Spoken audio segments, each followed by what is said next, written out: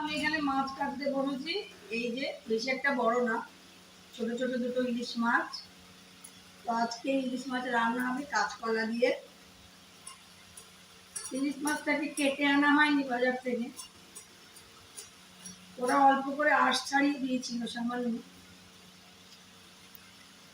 আমি এখন ইলিশ মাছটাকে কেটে নিচ্ছি।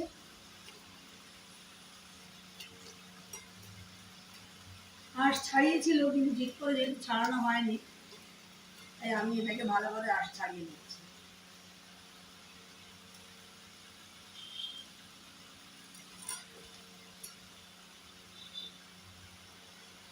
এবার পিস করে নেব।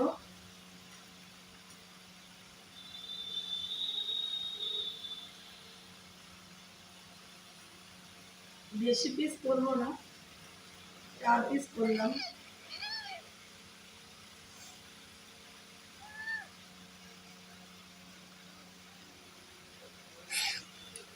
এবার এটাকেও কেটে নেব।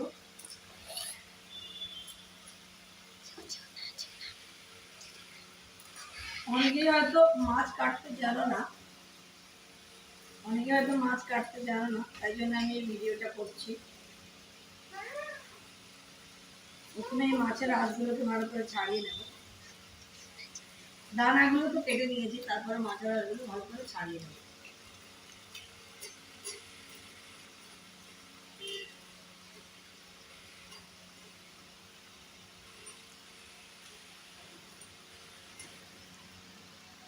আমার ছাড়ানো হয়ে গেছে ডানা, আঁশ ছাড়ানো হয়ে গেছে। আবার এইটাকে আবার পিস করে নেব। এর মধ্যে সেরকম কিছু নেই।